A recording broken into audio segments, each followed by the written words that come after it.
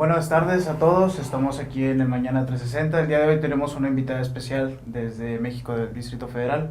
Ella es Marcela Lagarde, es una conocida activista por los derechos de las mujeres, feminista académica y todo lo que conlleve a lo que sería la cuestión de la equidad de género y empoderar a las mujeres en lo que conlleva o lo que es el México actual. Buenas tardes. ¿Qué tal? ¿Me podría comentar cuál es la razón o el motivo de su visita aquí en Nuevo Laredo? Bueno, vengo de regreso porque fui invitada hace unos meses a un congreso por las compañeras que trabajan en el empoderamiento de las mujeres y bueno, quedé como en deuda para hacer un taller específico sobre el tema del empoderamiento. Ya eso vine convocada por el Instituto Municipal de las Mujeres de Nuevo Laredo y estamos ya en ese taller. Muy bien. Para aquellas personas que no conozcan su trascendencia, su trayectoria, ¿me podría hablar de manera muy generalizada lo que representa Marcela Lagarde para México? Mire, eso de para México es muy grande. ¿Quién sabe qué es, no? La verdad que, bueno, yo soy parte de un movimiento muy importante, democratizador, que es el movimiento feminista.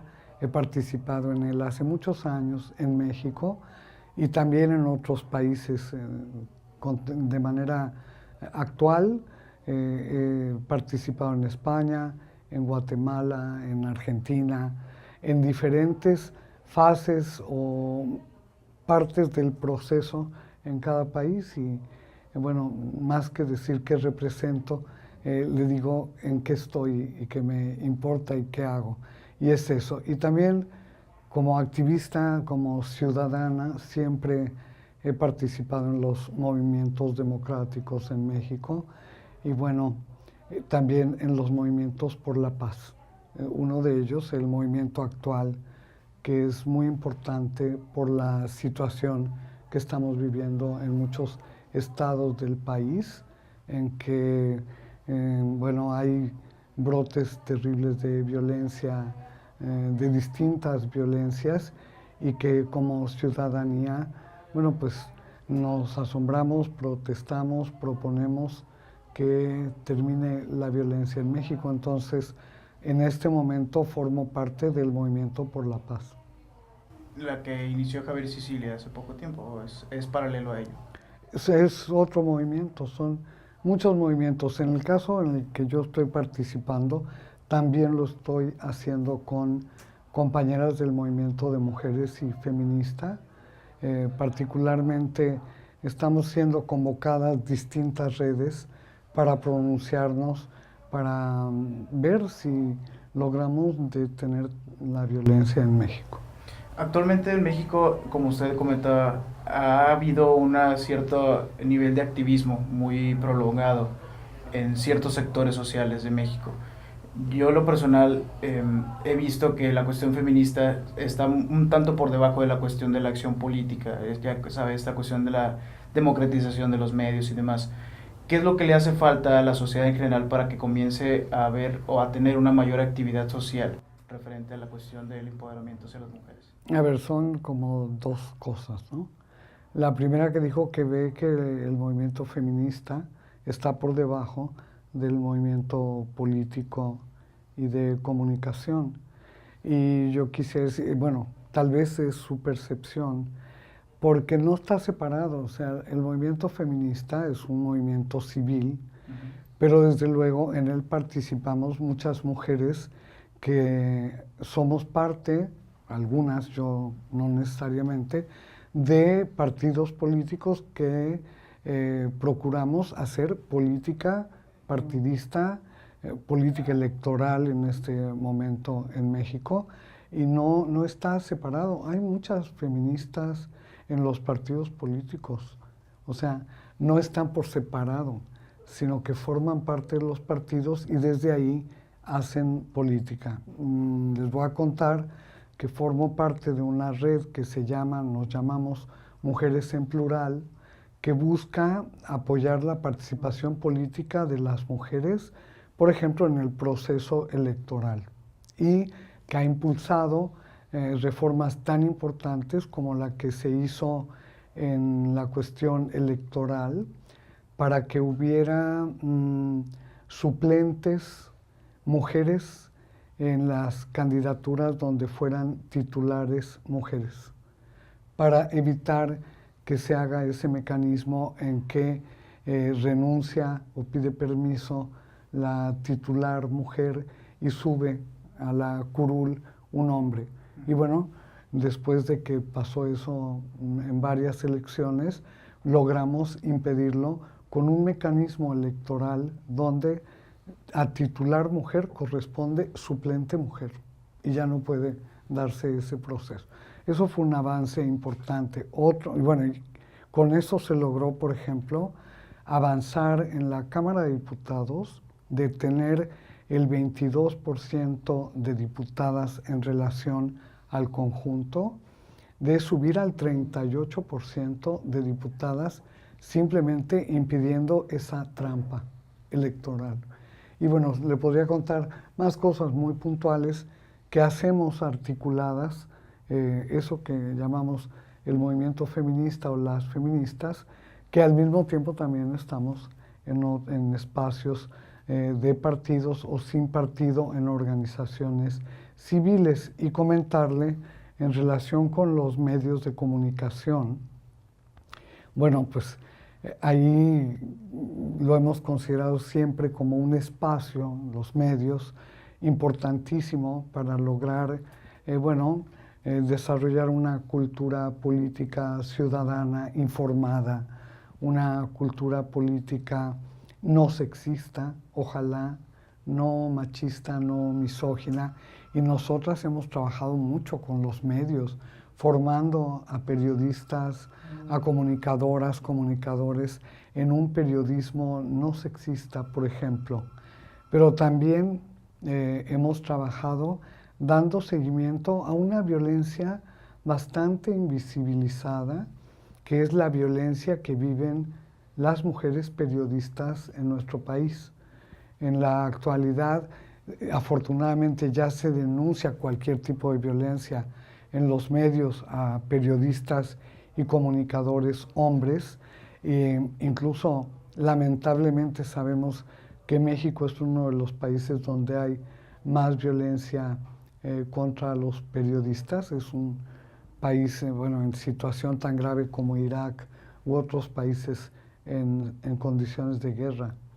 Y en nuestro país, ustedes lo saben, han sido ultimados periodistas que estaban investigando temas ligados a la delincuencia organizada o temas ligados a la violencia urbana o lo que fuese, y han sido asesinados.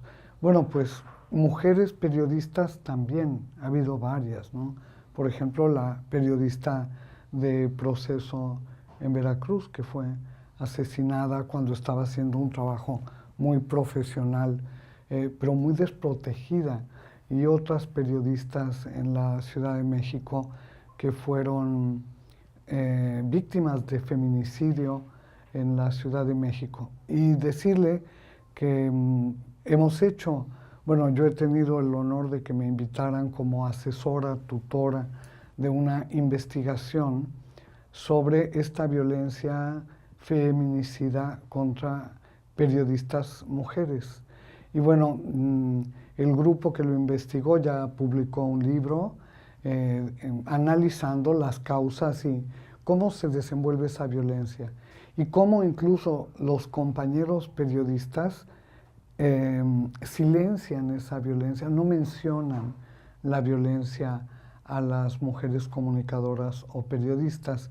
Y bueno, el grupo de CIMAC hizo la investigación que publicó hace más de un año ya, siguiendo 14 casos de feminicidio contra mujeres periodistas. Entonces, sí decir que estamos ligadas, que sí tenemos más ganas que aciertos de participar en la democratización de los medios, en la defensa de la libertad de expresión, con muchos colegas, mujeres y hombres, que han estado implicados en esa causa democrática. Sin medios transparentes y con información veraz, con investigación periodística, es muy complicado fortalecer procesos democráticos. Entonces, ese es un punto clave para México, lograr confianza en los medios, evitar la demagogia, evitar esa cultura mediática, informática muy, digamos, de grupos y procurar un profesionalismo y una gran calidad en la información. Y luego, además, que no sea sexista, que ese es uno de los temas que nosotras procuramos enseñar y capacitar a los periodistas. ¿Dónde está su sexismo? ¿Dónde está, cómo sería no ser sexista? ¿Cómo sería no escribir machistamente sobre un tema? Cosa que ya pasa, ¿no? Hay grandes periodistas que además son muy afines a la igualdad de género y que tienen un análisis muy equilibrado sobre la realidad. Pero quiero decir que como ciudadana y activista del movimiento feminista, bueno, nosotras hemos enfrentado, yo y el movimiento, una gran desinformación sobre la violencia contra las mujeres. Cantidad de amarillismo, se muestra a las mujeres víctimas de violencia de una forma no respetuosa de la dignidad de las personas. Todo es como espectacular y rápidamente en muchos periódicos informan, interpretan, culpabilizan, además culpabilizan a las víctimas de violencia de la violencia que viven. Esa parte, bueno, aspiramos a que deje de haber este tipo de periodismo y que más bien prolifere el buen periodismo, la buena investigación y la buena información, y que la prensa y los medios jueguen un papel central para, como un espacio crítico de conocimiento y para que la ciudadanía tengamos también un espacio de posiciones distintas a través de los medios, y eso ayuda a la democracia. Es una política de equidad asumida institucionalmente, y yo vengo a felicitarlos, ¿no? Porque eso se logró porque hubo quien lo propuso, hubimos quienes nos esforzamos por convencer de que eso es justo. La equidad de género es justa para todos, para mujeres y para hombres. Y el reparto de tareas, de funciones, el reconocimiento de derechos a todas y todos es lo que nos puede conducir a un entendimiento mejor, ¿no? Yo le iba a pedir una recomendación rápidamente. Ahorita estamos incursionando en esta cuestión de las redes sociales, el meternos a internet, porque aquí está, como quien dice, el futuro de las personas que van a consumir nuestra información como medio. Actualmente los medios masivos, llámese televisión, en específico vamos a hablar de la televisión, vamos a hablar en específico de Televisa, continúa retransmitiendo programas sexistas completamente, en donde ponen a la mujer como el objeto sexual que en los años 20, 30 se manejó de que sí, es mi vieja, y sí, yo te la cambio por un caballo, cosas por el estilo. Siguen retransmitiendo en películas. 2015. Sí. Acabo de oír eso, Ah. de un candidato que se llama El Bronco. Sí. Dijo eso. Uh-huh. Bueno, entonces aquí la situación es esta. Usted habla de que, bueno, la democratización de los medios, la apertura del o la incursión del feminismo hacia esta igualdad de género dentro del periodismo. Yo, al menos en lo personal, no la he visto manejada en los contenidos de televisión. El IFETEL acaba de promover o sigue promoviendo la cuestión de la ley de televisión o la ley de telecomunicaciones, y sin embargo no existe un árbitro de contenidos. Uh-huh. ¿Cómo ve usted esta situación? Digo, usted como una de las personas más importantes en este movimiento a nivel Latinoamérica, ¿cómo lo ve usted? ¿Dónde está México parado en este aspecto?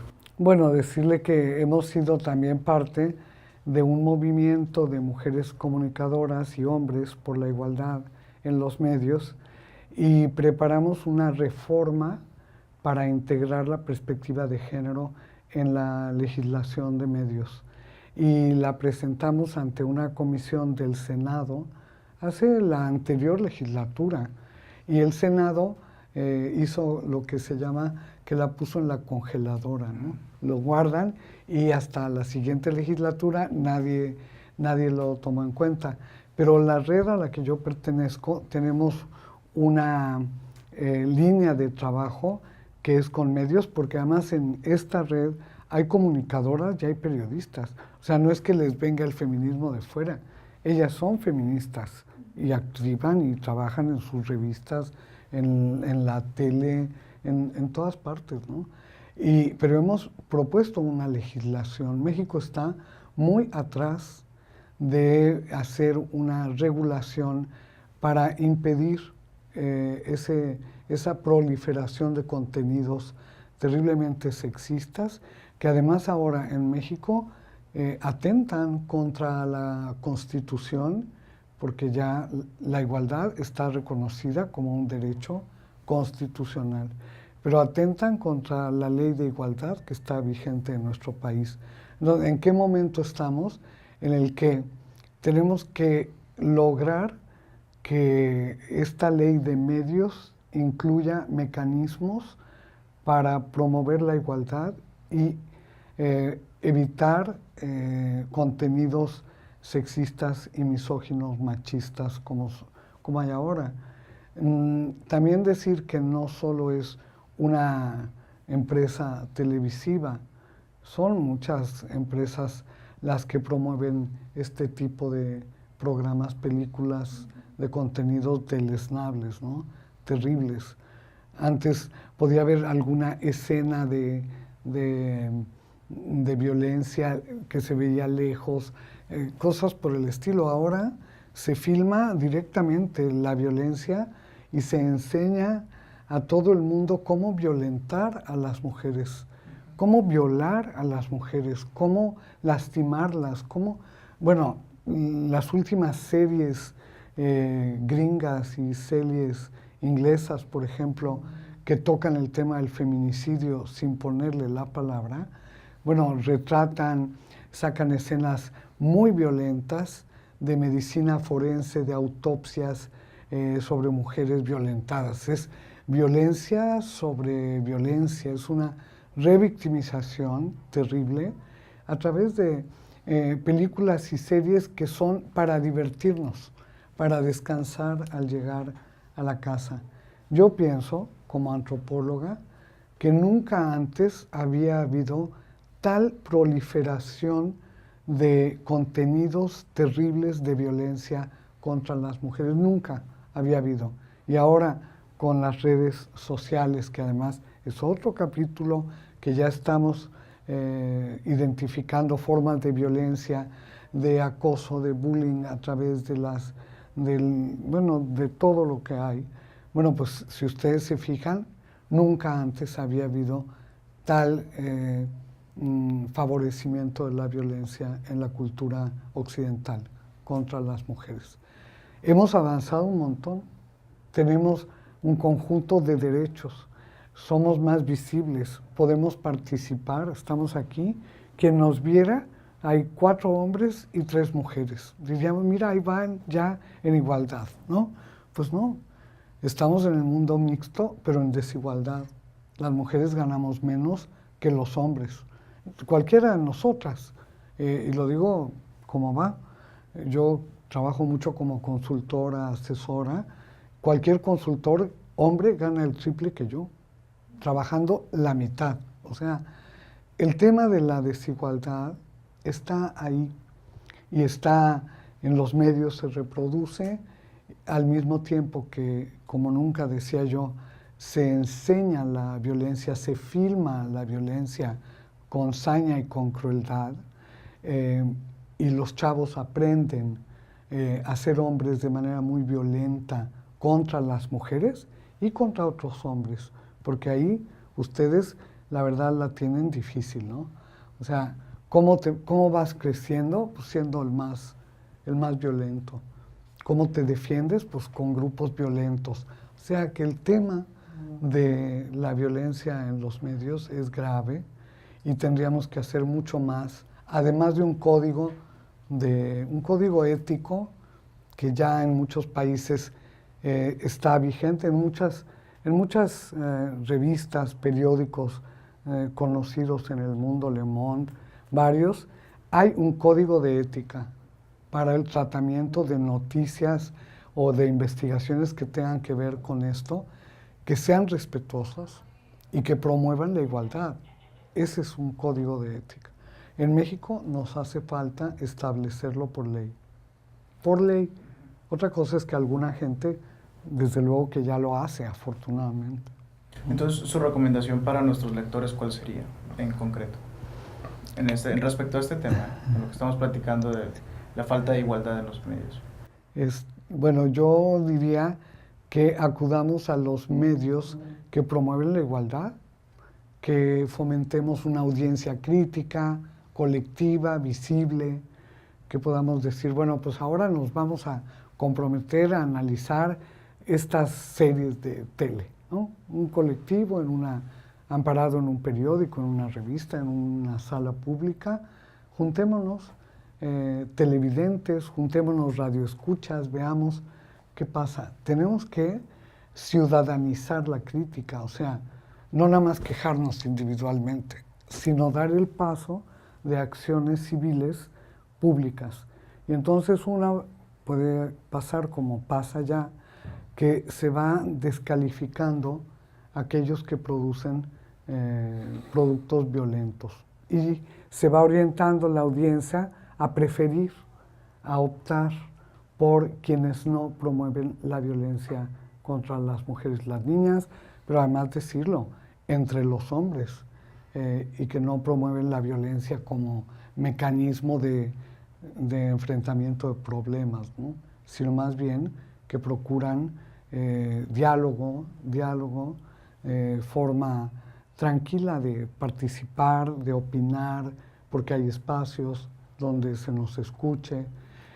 Yo también llamaría a visitar cadenas o televisoras que promueven la cultura, el arte, la paz y la democracia.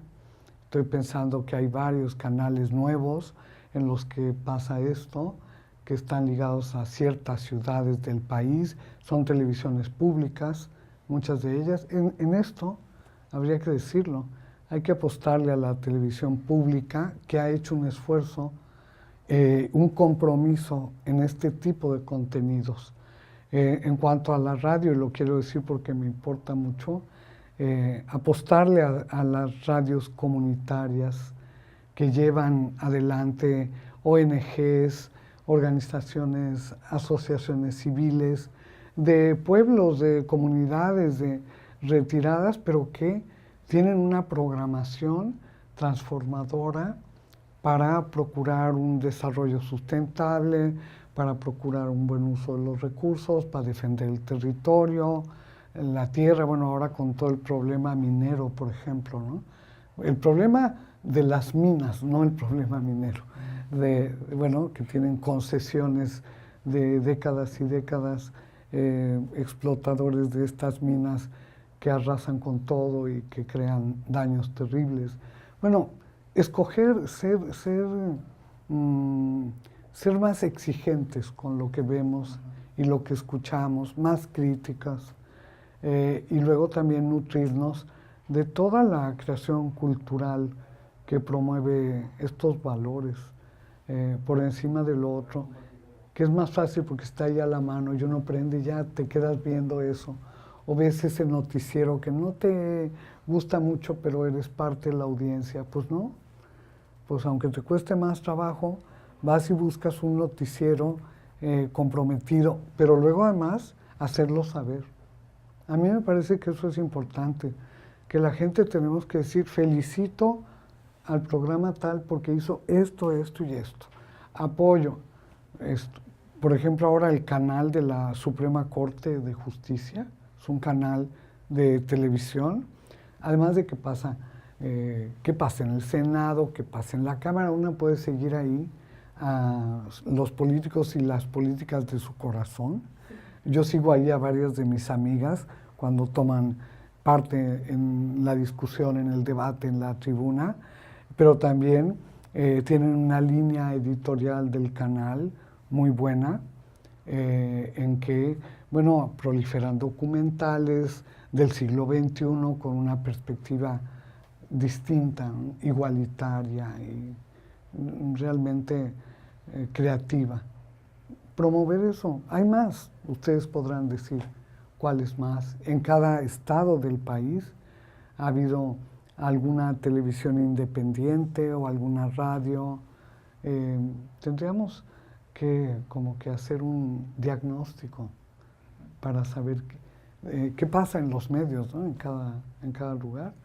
Doctor Olga, ya casi terminamos, acaba de tocar un tema muy importante que fue precisamente la participación de las mujeres. Comenta que usted las ve prácticamente a partir de la televisión.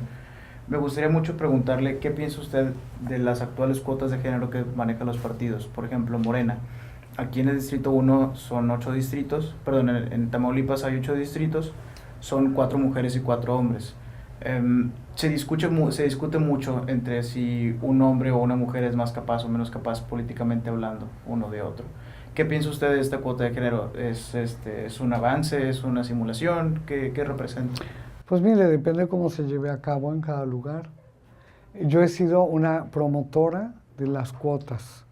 La cuota es una política afirmativa, así se llama teóricamente, política afirmativa, y implica crear condiciones de equidad para quienes están en desigualdad. Sin cuota, probablemente no habría el número de diputadas, senadoras que hay ahora. Sin cuotas, sin acción afirmativa. Y también le voy a contar para el chisme que yo he sido una legisladora de cuota. Yo fui diputada por el PRD por varias cuotas, ni siquiera una. Ocupé el lugar que el PRD reservaba para una mujer, como mujer. Aparte había otras mujeres, pero como mujer, un lugar negociado y pactado con el movimiento, yo ocupé ese lugar. Pero luego había otra cuota que era para una feminista. Entonces les caí como anillo al dedo porque era la doble, ¿no? Era mujer y era feminista. Y luego había otra cuota cuando yo fui, que era la cuota intelectual o académica. Y yo soy una académica. Entonces también les serví para esa cuota. Y la última era una cuota de una persona externa al partido. Y aunque yo fui parte de quienes fundamos el PRD, yo me había retirado del PRD durante 10 años, porque no estaba de acuerdo con muchas cosas, porque no era un partido, según yo, democrático en sus manejos internos, y me fui. Claro que siempre seguí llamando a votar por el PRD y todo lo demás, pero ya no era el partido. Y en esa legislatura, el PRD decidió jugarse una cosa muy interesante. Dio 20 candidaturas a gente de la sociedad civil que no pertenecían al PRD. Pues yo también entré ahí. Entonces yo siempre digo que fui diputada 4 cuotas. Si me pregunta qué opino, 4 veces opinaré que son magníficas, porque permiten empoderar a quienes no estamos empoderadas. Las mujeres no lo estamos en ese sentido político, ¿no? Entonces, sí necesitamos más mujeres en el Congreso, en los ayuntamientos, en las regidurías. Necesitamos muchas alcaldesas en este país, muchas, ese es el lugar de la realización local del gobierno. Y necesitamos muchas mujeres que gobiernen sus tierras donde viven, porque además muchas de ellas, por la economía de nuestro país, por todo lo que ha pasado, se hacen cargo de todo, ¿sí? Pero cuando viene el momento de elegir quién va a gobernar, no, ni proponen ni eligen a mujeres candidatas a la alcaldía, ¿no? Entonces, sí, necesitamos más mujeres. Ahora, ¿quién lo hace mejor, una mujer o un hombre? ¿Mm? Me parece que de cómo preguntamos depende la respuesta. ¿Mm? Si yo le digo eso en abstracto, no tenemos ni usted ni yo una manera de comprobar quién lo hace mejor en abstracto. Pero en concreto, sí podemos ir a ver qué han hecho las senadoras, por ejemplo, en el tema de los derechos humanos. ¿Qué han hecho las diputadas en la actual legislatura en el tema de la igualdad, que ha sido un tema transversal a todas las comisiones? De todo? Entonces sí se puede ver, se puede medir, se puede decir quiénes han aportado más al bien común, que es el bien público, esa es la república, y quiénes pues se han ido por ahí a pasear con sus cuates o han hecho sus festejos en la Cámara de Diputados. Me acuerdo un diputado que llevó hasta mariachis, ¿no?, a festejar su cumpleaños.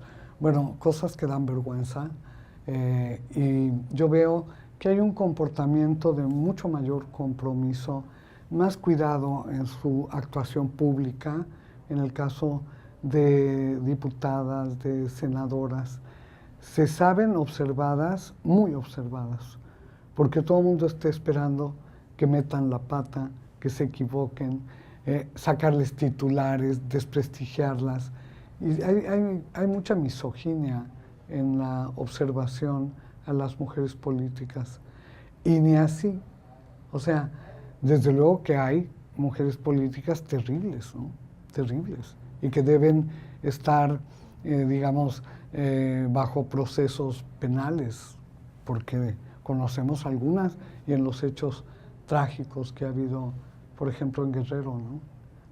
Pero en general, las mujeres que hacen política han tenido que enfrentar tantas cosas y tienen muchas ganas de hacer muchas cosas más. Las veo más trabajadoras. Las veo así. Por último, y antes de cerrar esto, ¿cuáles son los temas en los que usted considera como mujer feminista, o como feminista, vaya, en los que la mujer debería encargarse casi al 100%? Le pongo un ejemplo. En el Congreso de Nuevo León se discutía mucho lo que sería la ley del aborto. La mayoría de los congresistas son hombres, y entonces un movimiento que era el Movimiento Nuevo León se quejaba o decía que pues era injusto que un hombre decidiera sobre el cuerpo de una mujer. Yo creo que es un tema que sí, definitivamente las mujeres deberían ver más, porque es su cuerpo, porque es su salud, etc. ¿Qué tipo de temas políticos y sociales debería o considera usted que debe manejar una mujer? A ver, me cuesta su lenguaje, me cuesta, porque usted lo pone como una obligación. Debería una mujer, no es una mujer. O sea, tendríamos que ver en qué niveles, ¿no? Por ejemplo, las legisladoras. Pues hay hay una agenda política que no se inventó una, sino que se ha ido construyendo en décadas, y que ya cualquiera que llegue ahí necesariamente debe conocer para luego involucrarse. Un tema que es prioridad para nosotras, para los movimientos políticos y feministas y todos, es el tema de la erradicación de la violencia contra las mujeres y las niñas. Ese es uno de los grandes temas, pero quiero decirle más, que no solo, ojalá sea parte de la agenda política de las legisladoras, las mujeres que gobiernen a cualquier nivel, sino que debe ser un tema de los hombres también. Hombres que respeten la vida y la dignidad de las mujeres. Deben manifestarse públicamente. Los diputados, los senadores, todos los hombres públicos tienen que manifestarse para contribuir a la erradicación de esa violencia. Me parece que es una tarea de todas y todos. Desde luego, de nosotras va de que ya ahí estamos, ¿no? Pero de los hombres, ya es hora de que los hombres digan, los hombres por la igualdad, por la libertad, por la no violencia, que lo hagan pública y políticamente, y no que se queden muy tranquilos en su casa diciendo, yo no soy violento. No, necesitamos que se pronuncien, que acompañen las iniciativas de ley, que aprueben presupuestos para enfrentar la violencia, que modernicen, contribuyan a modernizar a todos los cuerpos del Estado que están para la seguridad pública, que no cometan actos de violencia, que no sean cómplices de la misma violencia que están enfrentando. Ese es un tema, pero el otro lado de la violencia son los derechos humanos. O sea, si me preguntara, le voy a soplar la pregunta. Sí, ¿cómo se construye eso, no? De la no violencia, ¿cómo se logra? En primera, cumpliendo la ley. Ya tenemos una ley, es la Ley General de Acceso de las Mujeres a una Vida Libre de Violencia. Está aprobada en México desde 2007. Esa ley, en su aplicación en todo el país, requiere mucho apoyo, requiere presupuesto, requiere funcionarios capacitados, requiere personal comprometido, requiere transparencia, requiere pues todo lo que cualquier acción democrática de gobierno. Cumplir la ley, hacer cumplir esa ley y hacer esa reeducación que requerimos los hombres y las mujeres en México para eliminar de nuestra conciencia esa cultura machista de violencia contra las mujeres. Necesitamos eso, construyendo ¿qué? Los derechos humanos de las mujeres. ¿Y por qué decimos de las mujeres? Pues porque hay unos derechos de las mujeres, como uno que usted mencionó, que tiene que ver con lo que llamamos los derechos sexuales y reproductivos, que compete específicamente en este caso a las mujeres, y otro conjunto de derechos como el primer derecho humano, que es, de acuerdo con la Conferencia de Viena, el derecho a una vida libre de violencia. Bueno, entonces, ¿cómo le hacemos para construir los derechos humanos de las mujeres y de los hombres en el país? Bueno, pues ustedes en los medios, nosotros en la academia, otras en las redes civiles, otras en los grupos, otras en la política partidista, otras cuando gobiernan. Quienes gobiernan de cualquier partido tienen obligaciones legales para garantizar la vigencia de esos derechos humanos en este país. Tenemos mucha chamba que hacer, mucho trabajo, pero no es solo ni de los hombres ni de las mujeres. Si queremos de veras un mundo de igualdad, pues entonces tenemos que entrarle. Éntrenle ya ustedes también. Muy bien. ¿Algún mensaje final que quiera darle a las personas que nos ven actualmente? Se los acabo de dar. ¿A poco no me oyó? Que este es un asunto de todas y de todos, que es hora de entrarle desde donde cada quien esté, quien sea profesor, profesora en una escuela primaria, ahí, haciendo una educación por la igualdad, pero mostrando con el ejemplo un tratamiento digno a las niñas y los niños, etcétera, etcétera. Quienes están en las empresas, respetando los derechos laborales de las trabajadoras que se irrespetan profundamente en México. Quienes están digamos, en toda la estructura de salud en una entidad federativa, pues también incorporando ahí la perspectiva de género, la atención a la salud de las mujeres con dignidad. Yo recogí varios ejemplos que no traigo ahora. No venía preparada, como dicen, pero varias cosas en la prensa, noticias sobre mujeres. En unos casos era alguna joven, en otros una casi niña y en otro una mujer que tuvieron que parir afuera en las gradas de la clínica donde fueron a solicitar atención. Eso me parece aberrante, inaceptable, inaceptable. Entonces, en el sistema de salud, todos tienen algo que hacer para garantizar los derechos humanos de las mujeres en cuanto a su salud. En el sistema educativo, bueno, una educación de calidad, pero en igualdad, donde las chavas y los chavos aprendan en la escuela formas de respeto a la dignidad de los demás, formas no violentas de convivencia. Bueno, que se trate el tema que está muy de moda con el nombre gringo del bullying, que es una violencia escolar que ya había sido identificada hace mucho tiempo en nuestro país, ¿no? Violencia entre los chavos contra las niñas, violencia de maestros y maestras contra niñas y niños. Entonces, en el ámbito escolar, pues hay mucho que hacer, que buscar en el conocimiento, en la historia anterior, todo aquello que favorezca una cultura democrática. Podemos hacer una intervención desde cualquier lugar en la sociedad. La cuestión es proponérnoslo y tomar la causa de la igualdad como propia, donde quiera que estemos. En el aula, en los medios de comunicación, en la política institucional, donde sea. Bueno, doctora, muchísimas gracias por Encantada y muchas gracias. Y muchas gracias por escuchar esta conversación con la doctora Marcela Lagarde. Esperamos que les haya agradado y pues estamos en el Mañana 360.